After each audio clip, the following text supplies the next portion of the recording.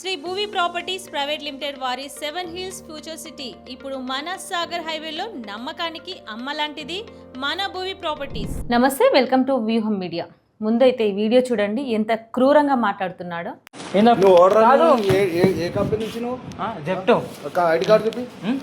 ID card ఉండదు చెప్తా.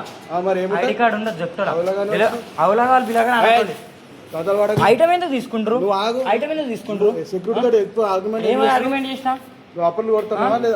చూసారు కదా, ఒక అపార్ట్మెంట్కి జెప్టో డెలివరీ బాయ్ వెళ్ళినప్పుడు అక్కడ తను అప్రూవల్ తీసుకునే నిమిషంలోనే ఇంకో పర్సన్ వచ్చి అతని పైన క్రూరంగా మాట్లాడుతున్న విషయం వీడియోలో మొత్తం అర్థమవుతుంది. నిజంగా ఇంత దారుణంగా రెస్పెక్ట్ లేకుండా అతన్ని ఎన్నేసి మాటలు ఉంటున్నాడు ఆ పర్సన్. అంటే అపార్ట్మెంట్కి వచ్చిన తర్వాత ఎవరైతే ఆర్డర్ పెట్టుకున్నారో ఆ ఆర్డర్ డెలివరీ చేయడానికి కింద వాచ్మెన్ ఉంటారు. సో వాచ్మెన్ దగ్గర అప్రూవల్ తీసుకోవాలి. అది తీసుకునే క్రమంలోనే అసలు ఎవరు నువ్వు, ఎక్కడి నుంచి వచ్చావు అని చెప్పేసి ఆ డెలివరీ బాయ్ ని అనరాని మాటలు అంటున్నాడు ఆ వ్యక్తి. అసలు నిజంగా ఇంతటి దారుణమా? అసలు మన సొసైటీకి ఏమవుతుంది? సొసైటీలో నిజంగా ఒక కొటేషన్ ఉంది కదా, give respect and take respect అనే కొటేషన్ ని వాడుతున్నారా?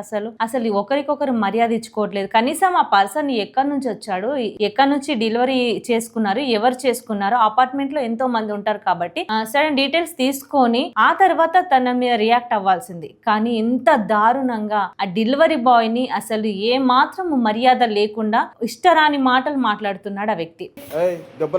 మంచిగా మాట్లాడండి. మేము దగ్గర ఏం పని చేయడానికి రాలే, పని మనిషి చక్కగా మాట్లాడండి.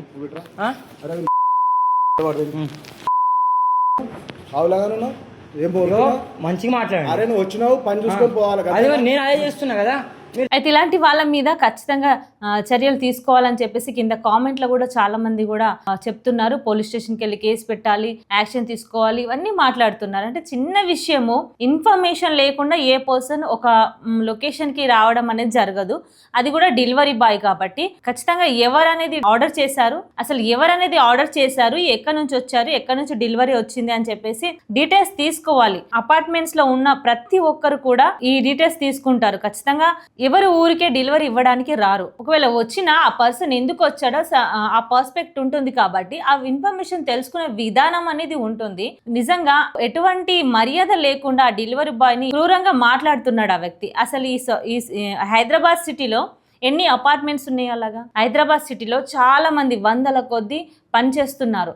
మరి ఇలా పనిచేస్తున్నప్పుడు వాళ్ళకంటూ ఒక ఐడి కార్డు, వాళ్ళకంటూ ఒక యాప్ లాంటిది క్రియేట్ చేసి వాళ్ళకు ఒక సేఫ్టీ సెక్యూరిటీ కానీ ఏదన్నా ప్లాన్ చేయడం లాంటివి చేస్తే బాగుంటుందని కూడా కింద కామెంట్లో చాలామంది చెప్తున్నారు. ఎందుకంటే డెలివరీ బాయ్స్ ఓకే, మనకున్న సొసైటీలో ఎన్నో ఘోరాలు జరుగుతున్నాయి కాబట్టి మనం జాగ్రత్తగా ఉండడం కరెక్టే. కానీ అలా అని చెప్పేసి దాన్ని లీన్స్ తీసుకొని ఒక పర్సన్ని క్రూరాతి క్రూరంగా నీచంగా మాట్లాడడం ఎంతవరకు కరెక్ట్?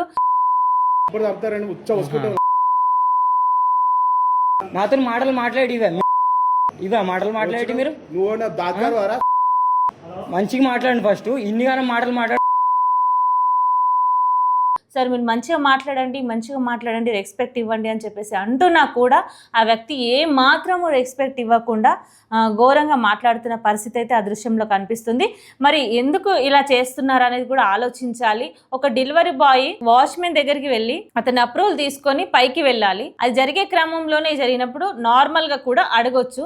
అది అడగకుండా ఇష్టం వచ్చినట్టు ఆ డెలివరీ బాయ్ ని తిడుతున్నాడు. సో ఇలా జరుగుతున్నాయి. హైదరాబాద్ లో ఎన్నో అపార్ట్మెంట్స్ ఉన్నాయి కాబట్టి సో వీటన్నిటికీ ఒక సొల్యూషన్ అనేది ఉండాలి. మరి ఆ డెలివరీ బాయ్ ఏ విధంగా అయితే సఫర్ అయ్యారో మరి అలా ఇంకా ముందు కాకుండా మరి దీనిపైన ఎలాంటి సొల్యూషన్ తీసుకుంటే బాగుంటుందో కింద కామెంట్లో తెలియజేయండి.